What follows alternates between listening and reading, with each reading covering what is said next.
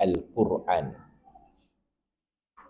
Malam hari ini kita akan masuk pembahasan maratibul gunnah, tingkatan gunnah.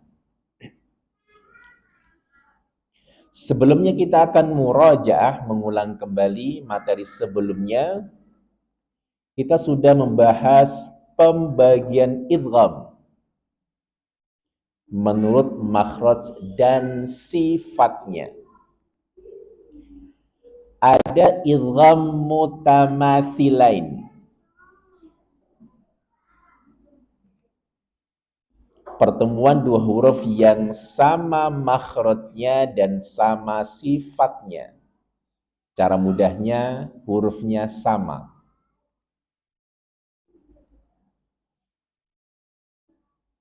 Kita praktekkan ulang, dengarkan kemudian ulangi.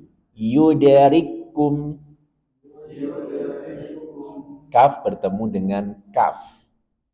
Wa qad dakhalu, dal ketemu dengan dal. Yukrihunna, ha ketemu dengan ha. Bal la yash'urun, lam bertemu dengan lam. Ini idgham mutamatsilain. Sama makhraj, sama sifatnya, cara mudahnya hurufnya sama. Perhatikan pada contoh waqad dakhalu. Huruf dal pertama bersukun tidak dibaca karena diidghamkan, dileburkan ke huruf dal yang kedua, sehingga dal pertama tidak diqalqalahkan. Maka dal di sini seakan-akan dia hilang, langsung masuk ke dal yang kedua. Maka jangan sampai kita membaca waqadada, ada kalau tidak langsung kita leburkan ke dal yang kedua, waqad dakhalu. Kemudian kita juga sudah belajar idgham yang kedua, yaitu idgham mutajanisain. Sama makhraj tetapi berbeda sifatnya. Ada 3 kategori: po, dal, ta. Sama makhraj tetapi beda sifatnya. Kemudian dha, za, ta. Sama makhrajnya tetapi berbeda sifatnya. Kemudian ba sama makhraj tetapi berbeda sifatnya. Maka mutajanisain. Langsung kita praktekkan ulang. Perhatikan ta bertemu dengan po. Langsung masukkan ke po, seolah-olah huruf ta-nya hilang. Kita praktekkan ulang, dengarkan kemudian ulangi. Hammat ta'ifah.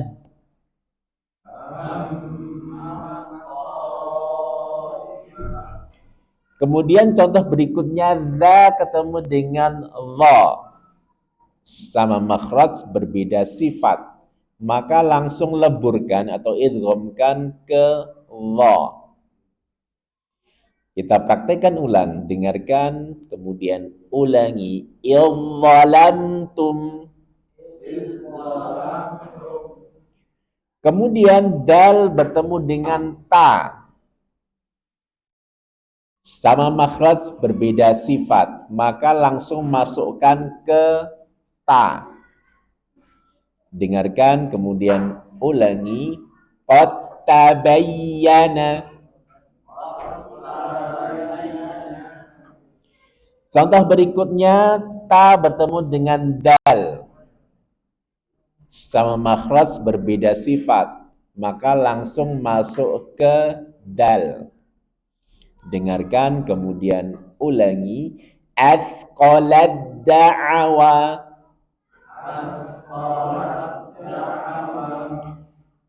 Kemudian ada po bertemu dengan ta. Khusus untuk kasus ini ada perbedaan.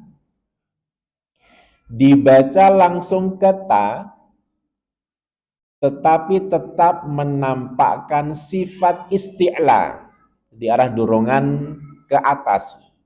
Seakan-akan kita mau mengucapkan po, tetapi kemudian yang keluar ta. Basaut, basaut, ta, basaut. Seakan-akan kita mau po, tetapi yang keluar kemudian ta, basaut, ta. Jadi sifat, nampakkan sifat isti'la. Basaut, ta.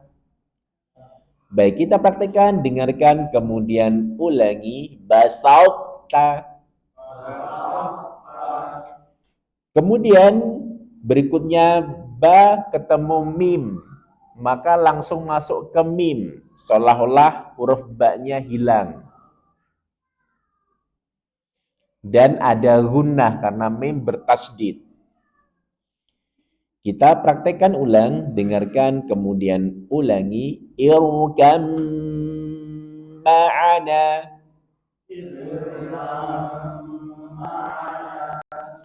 Kemudian sa bertemu dengan za.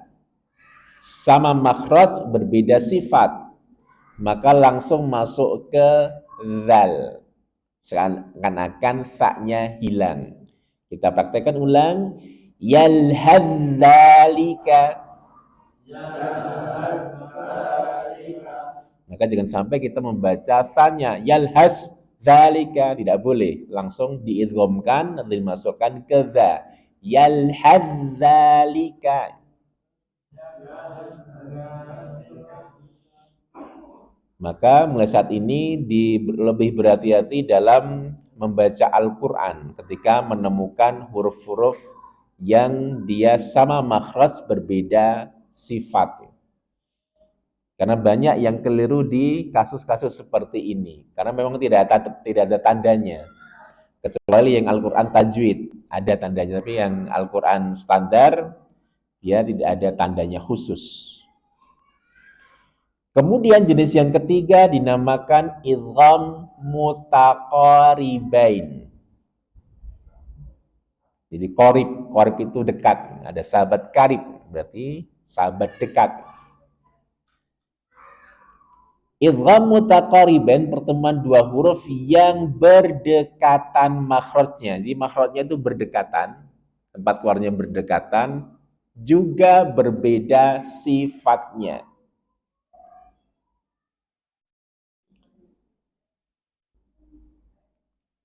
Huruf-hurufnya misalnya za ketemu ta. Za sukun ya bertemu dengan ta. Lam sukun bertemu dengan ro. Qaf sukun bertemu dengan kaf. Maka perhatikan betul, ini juga tidak ada tanda khusus kecuali yang Al-Quran tajwid. Jangan sampai kita keliru ketika membaca dalam kasus-kasus seperti ini. Baik dal sukun bertemu dengan ta, maka langsung masukkan ke ta. Sehingga seolah-olah zalnya hilang. Kita praktekkan ulang, dengarkan, kemudian ulangi. Ittakhadtum.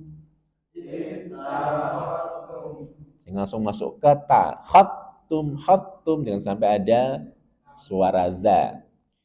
Kemudian lam sukun bertemu dengan ro, langsung masukkan ke ro. Jangan kul rabbi, tapi langsung kur, langsung masukkan ke ro. Kita praktekkan ulang, dengarkan, kemudian ulangi. Kur rabbi. Kemudian qaf dengan kaf, ini juga berdekatan makhrajnya. Kalau qaf pangkal lidah, kaf depan sedikit. Maka langsung masukkan ke kaf. Jangan sampai kita membaca qafnya. Nahlukum, jangan sampai. Karena dia langsung kita leburkan ke kaf. Sehingga tidak ada suara qalqalah, seakan-akan qafnya hilang. Kita praktekkan ulang. Alam nakhlukum.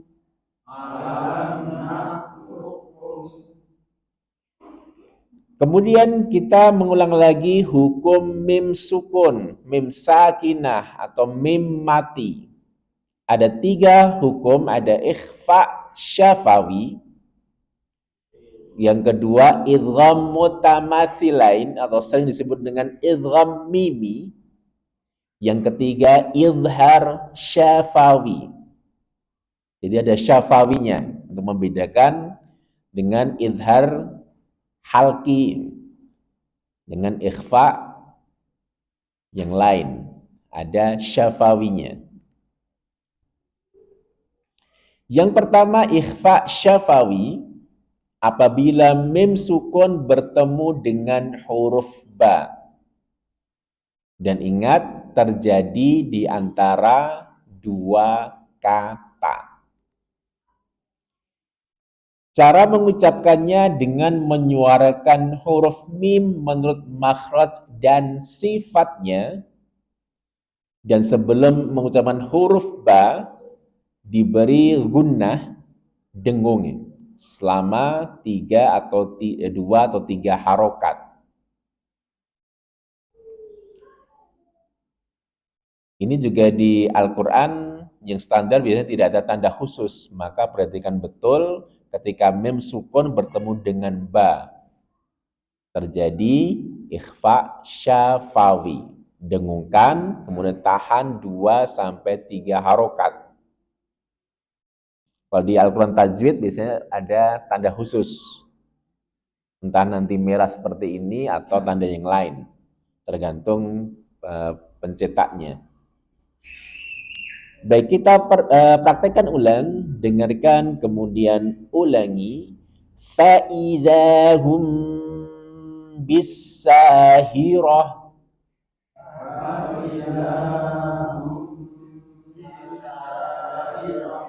Ingat ketika di sini tahan 2-3 harokat dengan dengung. Hum bisahirah. Tahan 2-3 harokat. Kita ulang. Fa'idahum bisahirah.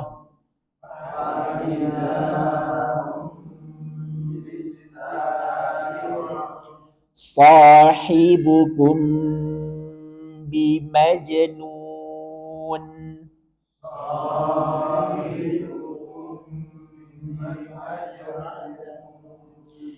Kuntum bih.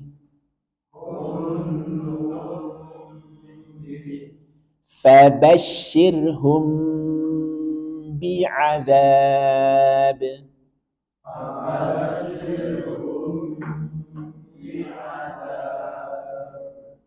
Di sini ada 2 hukum, yang pertama ikhfa syafawi dan ada iklab. Bidam ditahan 2-3 harokat. Kita praktekkan ulang. Rabbuhum bidam bihim.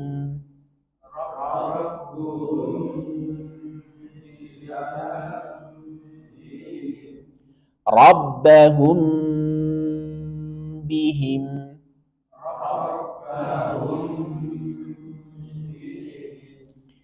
Kemudian yang kedua idgham mutamatsilain atau lebih dikenal dengan idgham mimi. Intinya mim sukun bertemu dengan mim. Cara membaca idgham mimi dengan memasukkan suara mim yang mati kepada mim yang berharokat. Ini huruf mim setelahnya. Kemudian suara diidghamkan secara sempurna 3 harokat dengan suara gunnah. Ditahan 2-3 harokat. Kita praktekkan ulang. Dengarkan kemudian ulangi. Annahum muhtadun.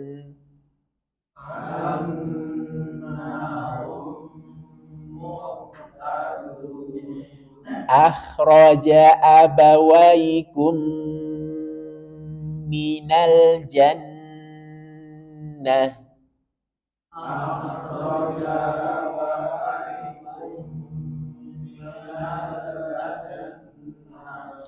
annama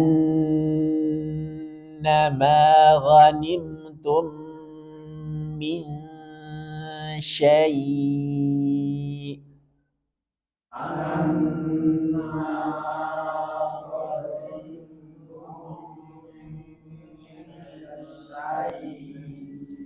fi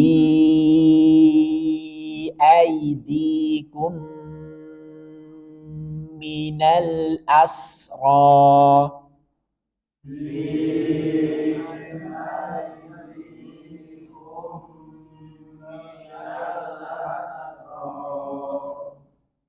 Perhatikan di sini ada nun sukun bertemu dengan ya, maka idgham bi gunnah. Prinsipnya masukkan ke ya dengan dengung. Wa may ada dengung dari keluar pangkal tenggorokan, bukan sekedar wa may masih bisa sempurna. Tapi kalau ada dengungnya wa may ini terganggu, maka harus ada dengung karena idgham bi gunnah dengan gunnah. Maka langsung masukkan ke pangkal hidung. Wa may beda dengan wa may ini belum masuk rongga hidung tapi masukkan ke rongga hidung dan tahan dia 2, 3, 4 dengungnya harokat. Baik, kita praktekkan ulang. Wa man yatawallahum minkum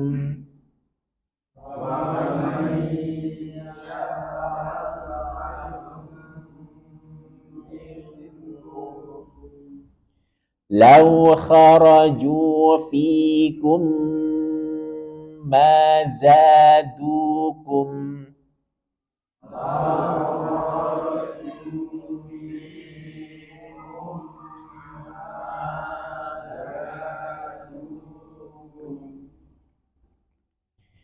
Kemudian hukum yang ketiga mim sukun adalah izhar syafawi. Apabila mim sukun bertemu dengan huruf hijaiyah selain ba dan mim. Cara membaca izhar syafawi harus jelas bahwa dia mim. Sesuai makhraj dan sifatnya. Ingat mim punya sifat bainiyah atau tawassut, maka sedikit alirkan suara. Kejelasan pengucapannya cukup satu ketukan, tidak boleh lebih karena dikhawatirkan akan berubah menjadi ikhfa atau gunnah. Maka cukup kita berikan sedikit aliran suara. Kita praktekkan ulang, dengarkan kemudian ulangi. A'antum asyaddu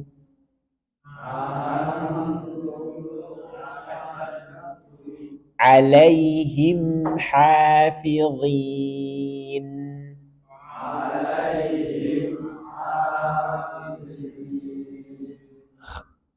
hum khairul bariyah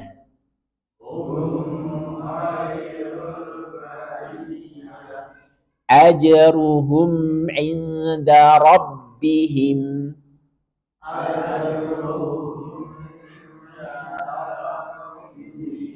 alaihim ghair amhilhum.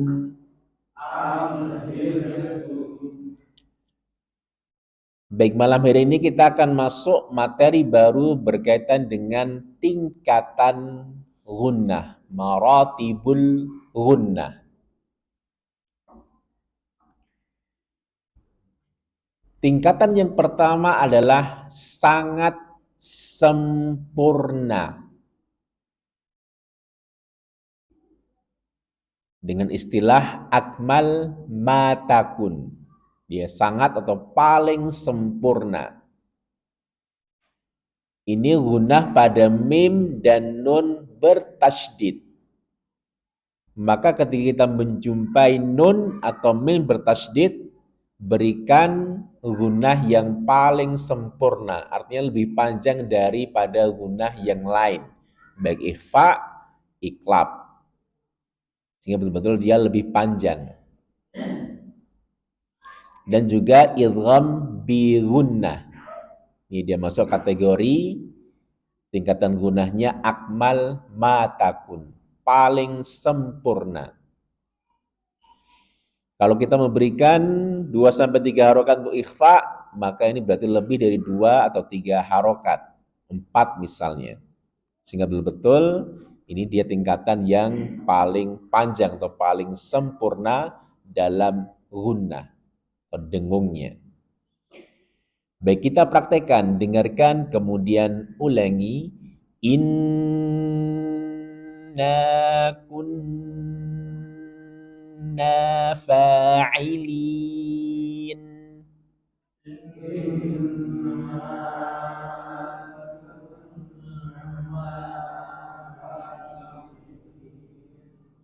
Ini betul-betul gunahnya ini yang paling lama dibandingkan dengan yang lain. Inna a'tainakal kautsar. Inna anzalnahu fi lailatul qadar. Berikan gunah yang paling lama. Amma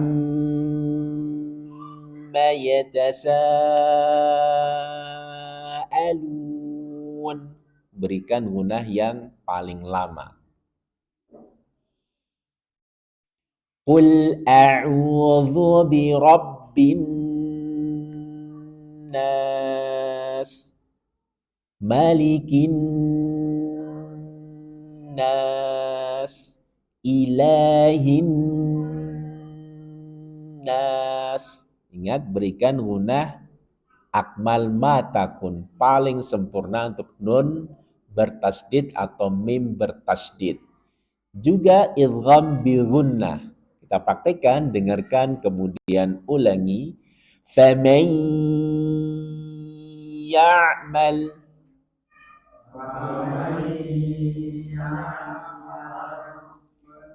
Dalam surah Al-Lahab misalnya. Lahabin wa tab. Dia ada gunnah, idgham bi gunnah, maka berikan gunnah yang paling sempurna. Kemudian tingkatan di bawahnya ada tingkatan kamilah, sempurna. Kalau akmal matakun paling sempurna, kalau kamilah dia tingkatan yang sempurna. Di bawahnya akmal matakun. Gunnah pada mim dan nun yang dibaca ikhfa atau iklab. Biasanya berikan 2 sampai 3 harokat untuk lamanya gunnah. Baik, kita praktekkan, dengarkan, kemudian ulangi.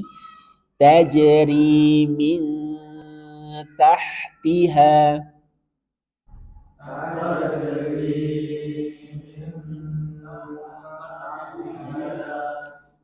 Kemudian contoh berikutnya iklab, nun sukun bertemu dengan ba. Amburika.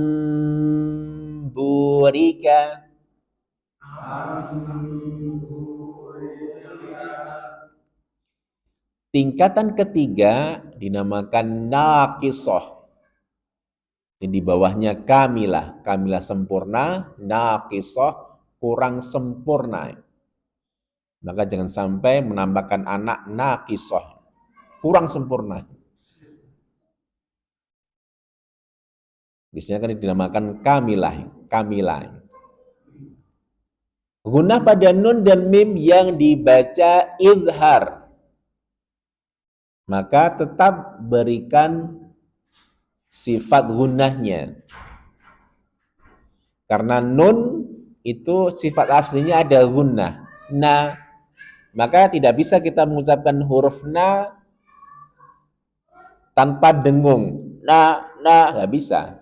Karena nun itu dia otomatis. Na, ini ada dengungnya. Walaupun kurang sempurna. Na, maka kalau kita pilek, nggak bisa kita sempurna mengucapkan nun.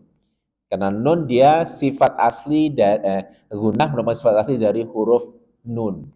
Nah, maka tidak bisa kita menghilangkan gunnah pada nun dan mim. Itu sudah kita bahas di pembahasan tentang izhar. Maka sedikit kita berikan sifat nun atau mim yaitu bainiyah, sedikit alirkan suara.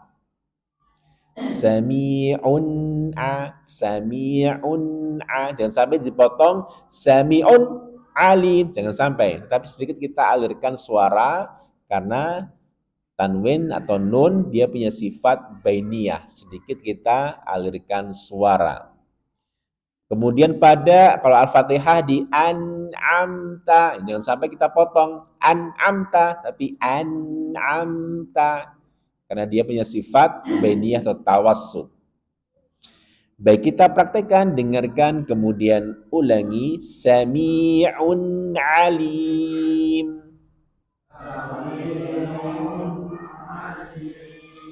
An'amta alaihim.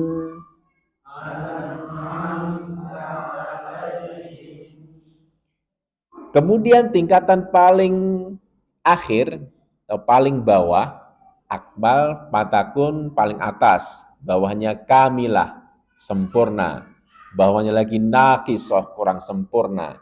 Nah, paling bawah itu ankosu matakun. Jadi dia sangat kurang sempurna, maka ankosu matakun. Ini gunnah pada nun dan mim yang berharokat. Misal kul bi sama ma, kan tidak terlalu kelihatan dengungnya. Walaupun dia tetap ada dengungnya, ma ya'murukum bihi imanu. Dia tetap ada dengungnya, ma nu, itu dia ada dengungnya. Tetapi tidak nampak. Tidak terlalu nampak, walaupun tetap ada dengungnya. Karena ingat, nun dan mim punya sifat asli yaitu gunnah. Tidak bisa dihilangkan. Ma, ini mesti ada dengungnya. Ma, na, ini ada dengungnya. Baik, alhamdulillah kita sudah selesai membahas berkaitan dengan tingkatan gunnah. Ada ma, akmal matakun paling sempurna, bawahnya kamilah sempurna, kemudian naqisoh kurang sempurna, menankosu matakun sangat kurang sempurna. Maka perhatikan nanti ketika membaca Al-Quran ternyata ada tingkatan-tingkatan gunnah dalam mendengungkan.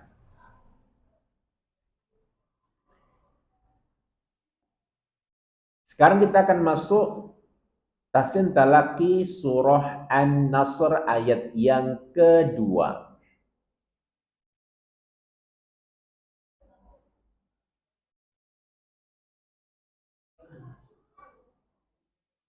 Baik, kita ulang sejenak di ayat yang pertama.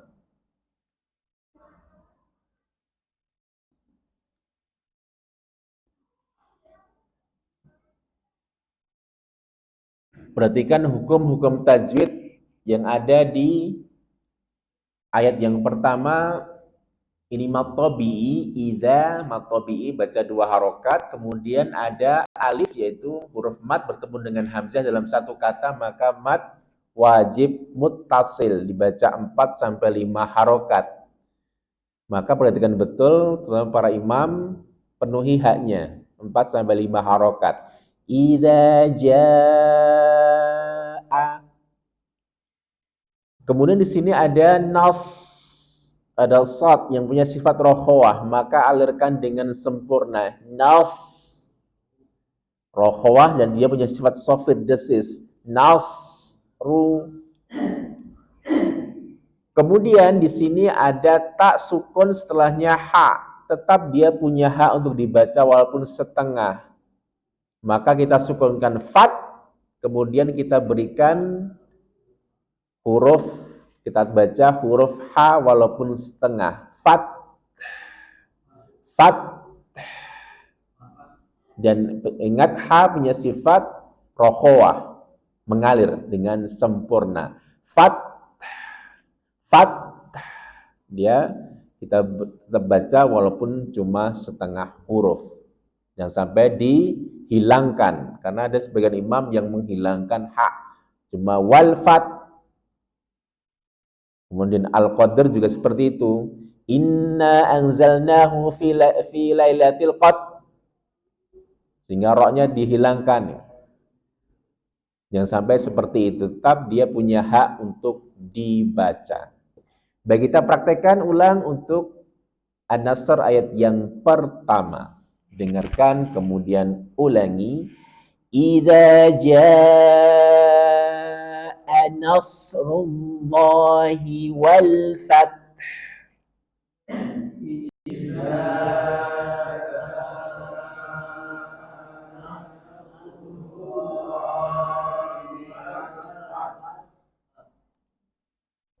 Seolah-olah kalau kita lambatkan itu wal fath, seolah-olah wal fath. Nah, kita menggunakan fathah seolah-olah di wal fath. Wal fath kita berikan hak. Kita ulang lagi. Idza jaa nasrullahi wal fath.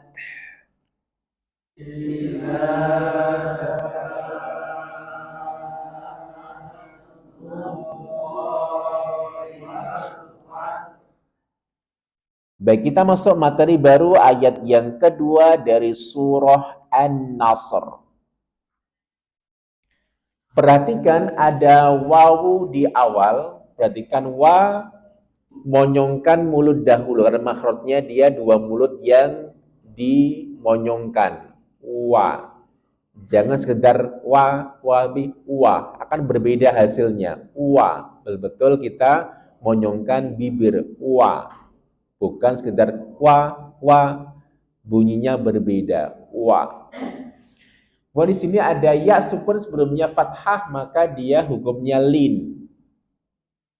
Sedikit kita alirkan tanpa penekanan. Waro'ai, ai, yang sampai ada penekanan.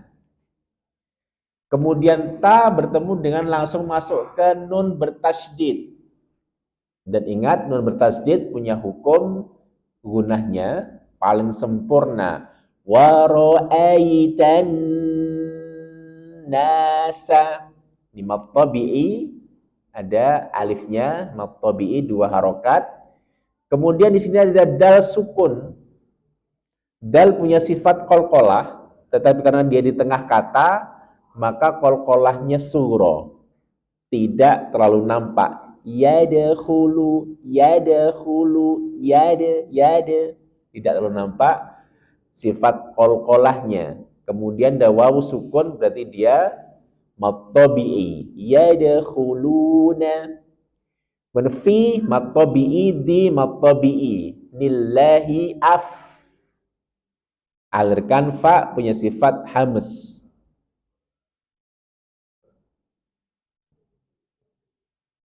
Dan rohowah ja menjadi dua harokat masuk dalam kategori mad tabi'i. Afwaja, nanti kita akan sampai pada hukum seperti ini. Baik, kita praktekkan, dengarkan, kemudian ulangi. Waro'aitan nasa yadkhuluna fi dinillahi afwaja.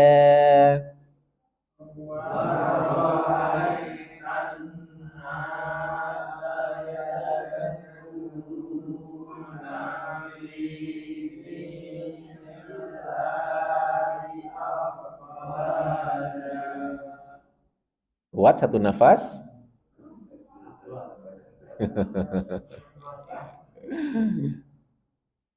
Kita ulang lagi. Wara'aitan nasa yadkhuluna fi dinillahi afwaja.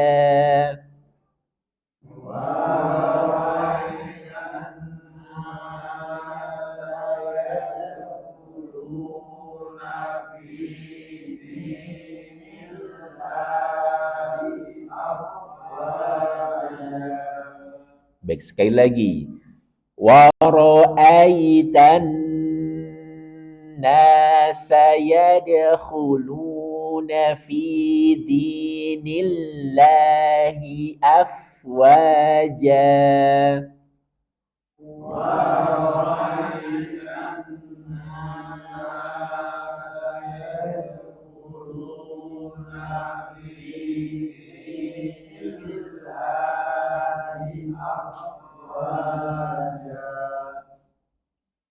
Pak Yusuf. Wara'aitan nasa yadkhuluna fi dinillahi afwaja. Dilatih, jangan sampai mencuri nafas. Tidak boleh kita mencuri nafas. Dilatih untuk bisa kuat, atau kalau tidak kuat dipotong di yadkhuluna. Kemudian ulang lagi yadkhuluna fi dinillahi afwaja. Baik Pak Suroto. Wara'aitan nasa yadkhuluna fi dinillahi afwaja. Nah, banyak mencuri nafasnya. Perhatikan di nonnya ini Pak Suroto. Berikan gunah yang paling sempurna. Wara'aitan nasa. Coba lagi. Wara'aitan nasa yadkhuluna fi dinillahi afwaja. Baik, Pak Yanto.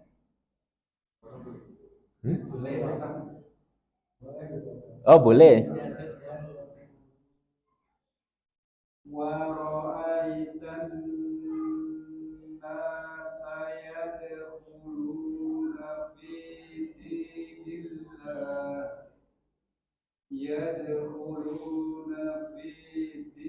dinillahi afwaja.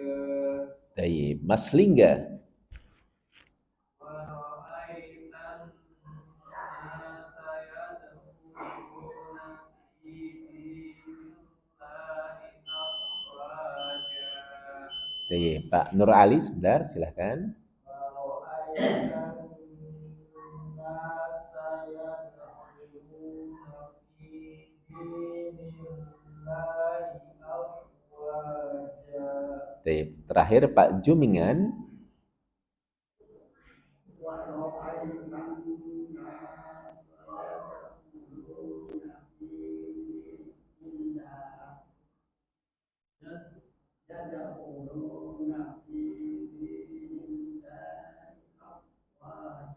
Baik, nanti dilatih, jangan sampai kita mencuri nafas. Kalau tidak kuat maka dipotong, bisa di fi dinillah atau di yadkhuluna, tergantung kemampuan kita. Baik, insyaallah kita lanjutkan pada pertemuan berikutnya. Kita tutup dengan bacaan hamdalah dan kafatul majelis. Alhamdulillahi rabbil alamin. Subhanakallahu bihamdika nasyhadu an la ilaha illa anta nastaghfiruka wa natubu ilaik. Sekian dari kami, semoga bermanfaat. Wassalamualaikum warahmatullahi wabarakatuh.